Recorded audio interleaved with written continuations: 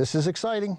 Hi, Ben. Jamie Lee Curtis, thanks for being here. Of course. Thanks for inviting me into your cool blue velvet screening room. My screening room on the Warner Brothers lot. But it's You don't have to tell people that we're not in your house. It's basically mine. You picked The Manchurian Candidate from 1962, which is thought of as a Frank Sinatra, Lawrence Harvey, Angela Lansbury movie, but also stars Janet Leigh. And then after that, we'll have Sweet Smell of Success with Burt Lancaster and Tony Curtis. You picked these movies because? Well, they are my parents. I am now 66 years old. And in my dotage, I have had opportunities to do my work in a new light, literal light. Like I've been, in the last 5 years, have been able to show aspects of my work as an actor that have been around since I was 19, but that people didn't really pay much attention to. And then the movie Everything Everywhere All at Once came out, and all of a sudden people said, you know, I didn't recognize it was you. When I'm on the TV show The Bear, I've had people say to me, you know, I didn't know it was you until like 20 minutes into this episode. And that's because I'm doing work at a different level, because the writing is better, the storytelling is better. But I'm having opportunities now. And both of those movies gave my parents opportunities that they were not having in their traditional careers. My mother was a beautiful ingenue. She was doing some musical comedy, but she was not known as a serious actress. And Tony Curtis was also known for being super handsome and charming, and was not given the kind of gravitas that both of those movies offered my parents. And both of those movies stand as the sort of pinnacle of what they were able to do within the film industry and what the film industry would allow them to do. And that's why I decided to choose those movies. If you were your mom, the roles in Everything Everywhere All at Once and The Bear, I mean, they wouldn't have been available. They weren't. Well, they wouldn't have been available to her, and the fact that that has happened for me is just the circumstances of my life. My mother came from nothing. My mother was discovered by Norma Shearer because my grandfather had a picture of her on his desk at a ski lodge where Norma Shearer and her husband, Marty Arroget, were staying. This is her husband after Irving Thalberg. Yes. Yeah. Oh, yes. Right. And she saw a picture of my mother on my grandfather Fred's desk and said, oh, she's lovely. Who is that? He said, that's my daughter. She said, may I have the photograph? She brought it to Hollywood. My sister Kelly found the 2 letters that were written to my grandparents by Norma Shearer. The first was saying, I gave your photograph to Lou Wasserman at MCA, and most powerful agent in he Hollywood. was very interested, and it was signed Norma Arroget. But then I found the exact same letter written the same day, June 17th, 1946, to Lou Wasserman, saying, this is Jeanette Morrison, the young woman whose picture I've enclosed. Sincerely, Norma Shearer. So she knew enough to write to my grandparents, not as Norma Shearer, but as Norma Arroget, Right. and then knew to write to Lou Wasserman as Norma Shearer. They brought her to Hollywood. She screen tested and won the part opposite Van Johnson in a movie I would have chosen for this, called The Romance of Rosie Ridge, which was her first movie. They changed her name from Jeanette Helen Morrison to Janet Leigh, and she became an actress. That's how my mother was discovered. So before we dive too deep into it, Manchurian Candidate, for the few people who haven't seen it, is this conspiratorial political thriller. Frank Sinatra and Lawrence Harvey served together in Korea.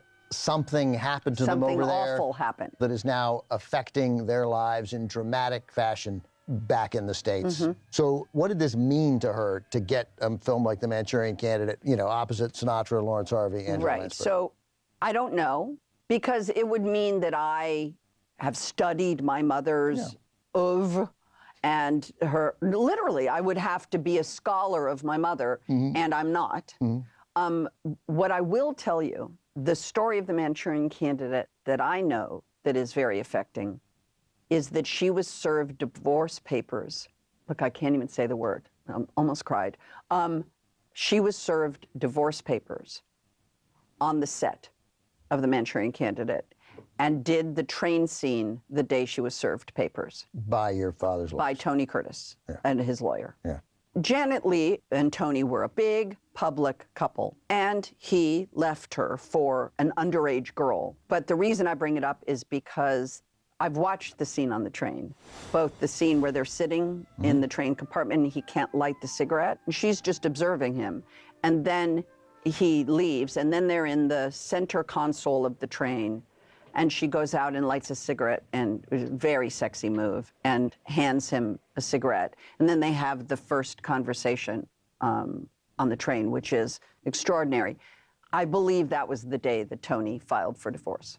Jamie, thank you You're welcome. for sharing all that. Yeah. We got more to talk about Yes, we do. after the film. Here it is from director John Frankenheimer in 1962. Frank Sinatra, Lawrence Harvey, Angela Lansbury, and Janet Leigh in The Manchurian Candidate. So it's I mean, It's powerful. It's really, you know, every time I see it, it gets better, and I already love it. But I don't know that I'd focus this much on your mom in it. It's a powerful performance, and not one she got to give very often. That wasn't her lane. Right. And the fact that, was it John Frankenheimer that thought of her? Was it Frank Sinatra that thought of her for the part? I don't know. But someone had to have the confidence to know that she could deliver exactly what you are receiving from her. And that's why I'm saying I don't know how that movie happened for her. I know a couple things that happened, but I do know this. That was a movie that was very high for her in her list of accomplishments, and that movie meant a lot to her. And by the way, it's also in black and white, which is another reason why I chose it, because there was some parody to both of these black and white movies that gave my parents a new color in their professional world. And I thought that was an interesting idea, that because it's also photographed beautifully. When did your mom stop? How long did she keep working? You know, she worked until they didn't want her to work anymore, and then she did forgettable television, all those. I've had more people tell me they've seen her on Columbo, a season opener of Columbo that she did where she played a fading movie star. The one serious benefit to being the daughter of famous people is that you watch them lose the opportunity to do the thing they love to do. Most people don't see that, and I watched it happen to both of them. It's a very difficult thing to dedicate your life to a craft, to become very, very famous in that craft, and then the phrase is, the phone stops ringing. And I watched both of my parents. And so for me, the joke has always been, and Heidi Schaefer, my publicist of, as you know, a long time, will attest, I will leave before I am no longer asked to be at the party. I will do the, is it a French exit? Or what is the Irish exit? goodbye? The Right. Irish goodbye. Right. I will be like, you know what? I left something in the car. I'll be back. And then I will be gone. There won't be an announcement on Instagram that I'm retiring. I will be gone, because there is something so tragic and painful for me as a child of this to have watched both of my parents have that gone. So- It's hard to watch. So I want to ask you this, because you mentioned, you know, your work and Everything Everywhere All at Once, which you won the Oscar for. Congratulations. Thank you. And then the Bear, and in the where you got to be a person your age. The only reason I am my age, of a certain age in that scene, is because they needed somebody to play the mom. I mean, I have wanted to do deeper work, believe me. Yeah. But the truth of the matter is, and I'm an actor, and I've been an actor since I was 19 years old, and I'm now getting opportunities that I have hoped for, been very patient, and was happy if they never came, because I love my life and my job. I love a job. I work as hard on a Halloween movie, or as I work as hard on a Christmas with the Cranks movie as I did on The Bear or on Everything Everywhere All at Once. It doesn't matter. I work the same. I'm the same person. I'm just having a better opportunity. The writing is better. My co-stars are at a different level, and the directing is all different. So I'm moved that my parents both did get opportunities. There are a lot of actors who never get an opportunity like they both got, and that they both were proud of these two movies. They're equal in importance for both of their careers. Jamie, thank you very much. Thank you. We are now set up nicely to segue from your mother to your father. Because coming up next, Jamie Lee Curtis and I will discuss Tony Curtis opposite Burt Lancaster in The Sweet Smell of Success. It's next on TCM. Back with Here we Jamie are. Lee Curtis. You just talked, man, that was good. Your mom, Janet Leigh, in The Manchurian Candidate, alongside Frank Sinatra, Angela Lansbury, and Lawrence Harvey, but we were really... We're really focusing on Janet's part in that That's movie, right, that's for right. sure. Now we're moving to one of my favorite films from what I think is the best year Hollywood ever had. Wow. 1957. This is your father, Tony Curtis, alongside Burt Lancaster in The Sweet Smell of Success. And I am reminded every single time I watch this of how unrelentingly bleak it is. Yes. My brain Yes. must adjust to, I love it, so there's a little bit of hope at the end. No, there's So I don't want to none. spoil it, but there isn't. There's none. Yeah. It's dark.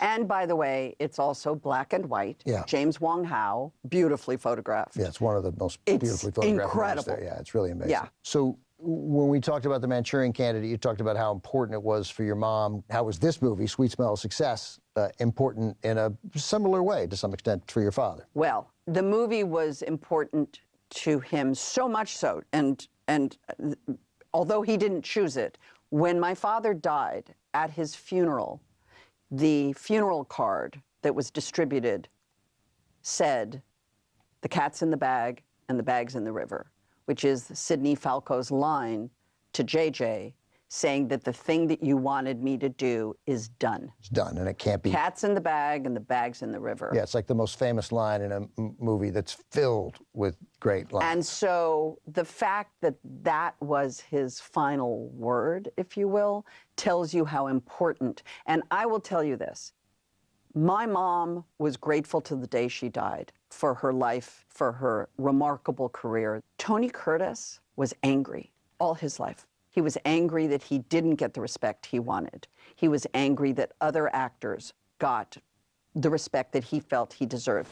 And I think that Sweet Smell of Success gave him that level of demand for being seen and heard as an artist. And I think it was incredibly important to him that he was in that movie. Now, he wasn't nominated for an Oscar for that. He was nominated for The Defiant Ones, interestingly enough. The next year.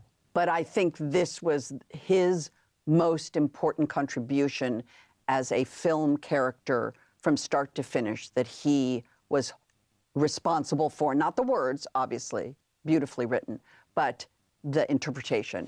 So the story of Sweet Smell of Success. Burt Lancaster is a columnist. J.J. Hunsaker, it's the most influential, powerful column of all the many New York papers. Tony Curtis plays Sidney Falco, the publicist who's desperate to get his clients Into that column. mentioned in the column. That's how he makes his living. But J.J., Burt Lancaster, is using Tony Curtis for another purpose. Yes. To prevent his sister from marrying a guy who He's in a Lancaster doesn't band. like. It's a bleak world. And we have to also remember the power that columnists had. Now, our families dealt with the Hedda Hoppers of the world. Sure, yeah. And, you know, there have always been important columnists. They had outsized power. I mean, it was absurd how What much power they said, if they didn't like you or if they wanted to kill you Yeah. and kill your career, they could. They could, yeah. Which was why stars would curry favor with them. And so there was always this very uncomfortable relationship with columnists and actors. And then, of course, publicists whose job it is to get into the column for their client, which is what we see in the movie with Sidney Falco.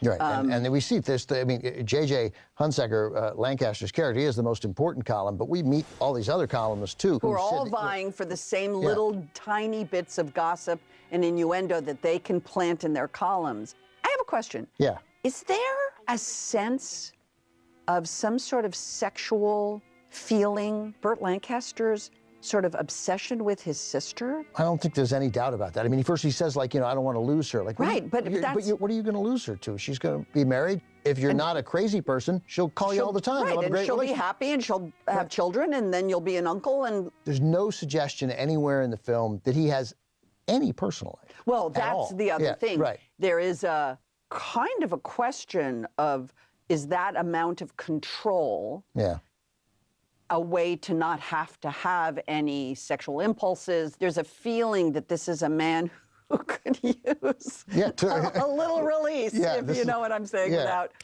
saying it on national television. But if you know what I'm saying. That's right. Either way, by the way, with whomever, you know, because there's the character we talked about where Sydney, and this shows Tell you what, I'm going to stop you. Let's talk about it after the movie. We can talk about all these characters. So because there's so many great characters. Okay, then. Right. Gosh. We'll talk afterwards. All right. I promise. We'll be back. Okay. Here's the film from 1957, directed by Alexander McKendrick, Tony Curtis, and Burt Lancaster in The Sweet Smell of Success. Back with Jamie Lee Curtis. Powerful movie. Man, again, I mean, I keep thinking there's this moment of redemption that comes in it every time I see it, and there's just none. None. Sidney is one of the most despicable characters on film.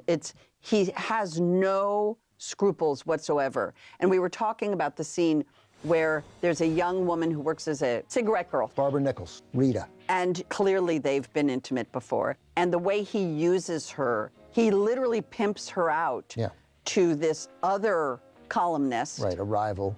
Who's awful. And gaslights her throughout the whole thing. Like, wait a minute, you're getting mad at me? Right, I'm the one who's trying to help you. Yeah. Oh my God, that's brutal, And then leaves her alone with him so that she will stoop this awful man. Just watching him manipulate her was awful. The most heartbreaking moment of that scene is that afterwards, she tells the guy where they have met after he's been saying, was it Havana, was it Miami? Right. And she goes, Palm Springs. But 2 years ago. Don't tell Sidney. But don't tell Sidney because she still wants Sidney to like her. Yeah. Oh.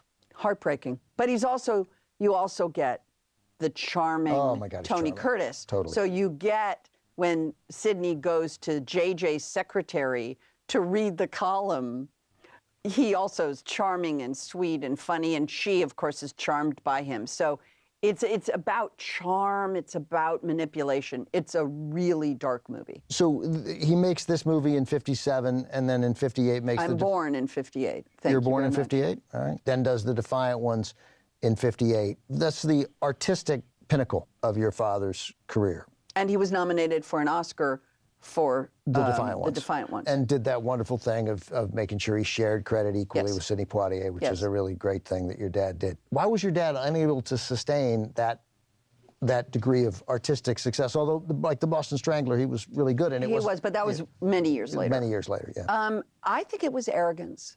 And, you know, God rest his soul. I mean, he came from nothing, made a big splash, was a great artist, but he was known for his arrogance. And I think it got in his way. I think that when I say I'm having this sort of incredible creative time, I've worked since I was 19 years old, and I'm 66. I am now producing movies. I'm now producing television shows. I've written screenplays. I realized tick-tock, tick-tock, and not the Chinese hacked thing, but the actual Father Time. Right, yeah. I have some stuff to do before I die, but I've never been arrogant.